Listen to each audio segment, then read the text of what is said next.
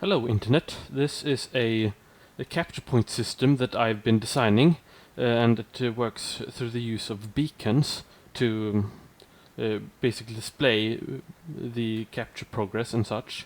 And it's very easy. If you're on the red team, in order to cap a point you should stand on the red side on one of the pressure plates and you will cap the point. And as you can see, the beacon now turned red. And same thing for the blue side. You just step on one of the pressure plates and you will start capping it. Now it turned neutral, indicated by the white light, and now it should be capped to blue. And also I have a couple of inputs and outputs. Here you can see this output will be powered when the blue side has captured it.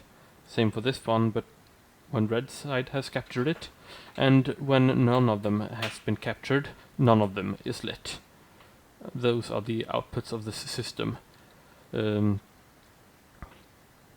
the capture works is now that it's full capped to blue, I made sure that even if you just press the red side once, it will not fully uncap the point, but rather you have to half cap. When you have captured half of the progress, it will turn neutral. So you cannot just cheat the system by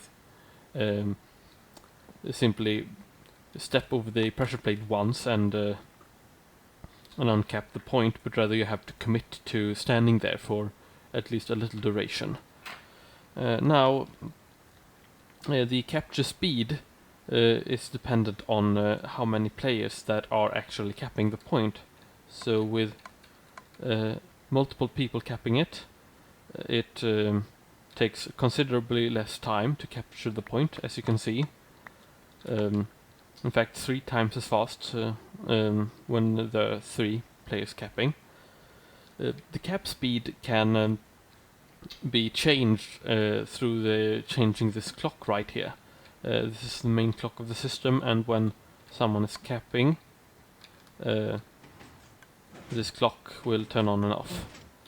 And the cap speed is basically equal to this clock right here.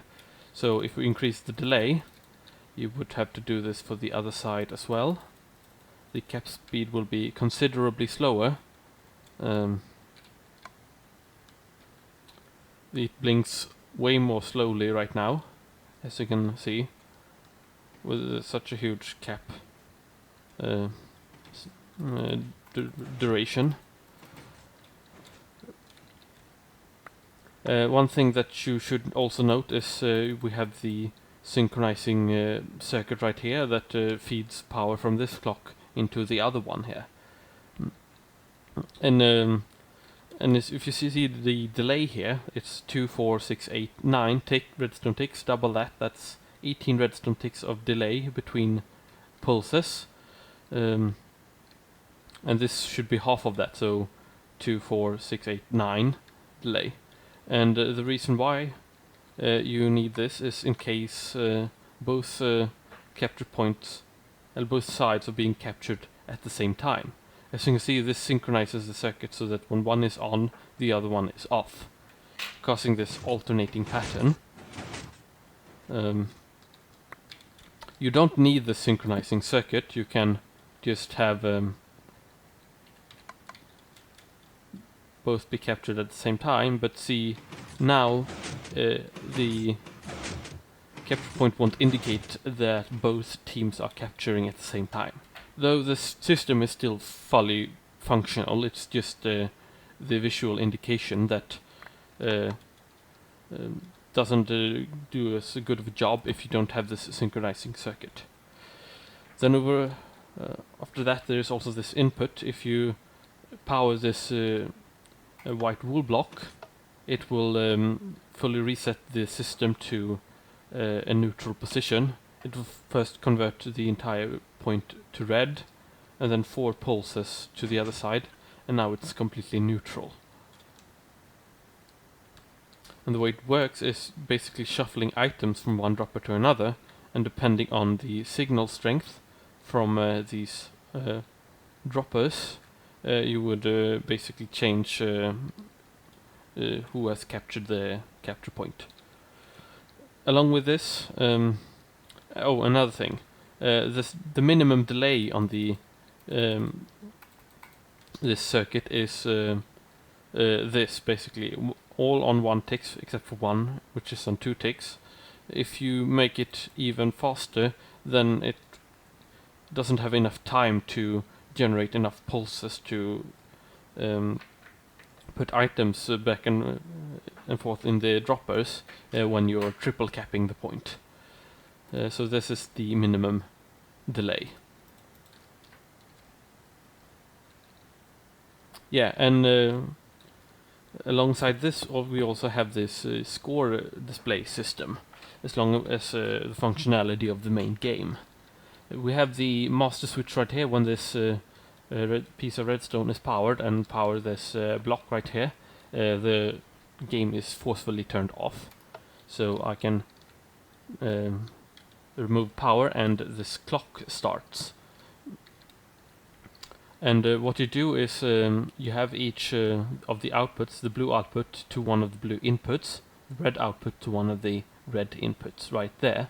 And when you've captured the point, as you can see, the array here starts to light up with blue, and if red captures a point, same thing there. And this works about the same way as the capture points. It generate pulses equal to the amount of capture points that has been captured. So if there's 3 there, it will blink. It will pulse 3 times, thus capping the system. And eventually, one of these redstone lines will have full power and reach this block, powering this repeater. That will power this piston, and here this output basically tells that the red team has won. Power also goes up here into this block, forcefully turning off the game. So when one team has won, the score no longer increments for the other team. And then after this, you can also reset the game by providing power, power pulse to this yellow wool block, which will and this will funnel all the items back after a while.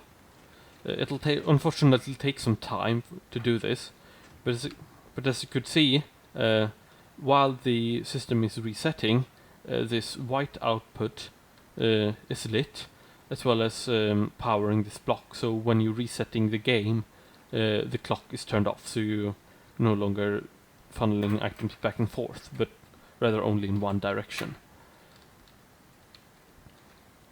And with this white output, I'd recommend connecting it to the white input of all of your capture point, since when you reset the game, it will also reset all the capture points.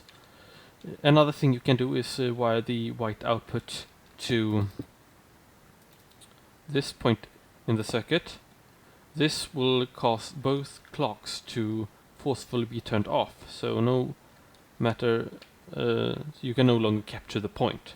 So, which might be useful, being able to turn off the ability to capture the point. One thing to note is that one side of the capture point will be disabled before another, which might be problematic if you allow players on the battlefield while the game is resetting. Also, one side will also be capable again before the other point. If that's of a concern to you and you you don't really care about the proper displaying of information of who captured the point and who isn't, you can just remove the synchronizing circuit and basically just have the white output funnel into both sides simultaneously, and thus the capture point will be disabled fairly for both sides. Your choice. Another thing that should note this, that you can change the speed of which the capture point caps increments the score. So this, you have this clock right here. You can slow it down like this. Now it's really slow and will increment the score really slowly. So if you think that the game doesn't last as long as it should, you can just mess with the delay right here. And the minimum amount of delay would be 1 tick on all repeaters. The reason for this is the same as with the capture point, in that this clock would pulse once, and for each capture point you've taken, this will pulse 3 times. So if you captured 4 of them, there's a little pause in the pulses, and 5 of them, it'll be constantly pulsing. So any quicker than this and you would miss a capture point. And well, I guess that's basically it. I've tried to make everything as automatic as possible, so you should just be able to implement this in whatever map you've been making. And yeah, that's it. Bye.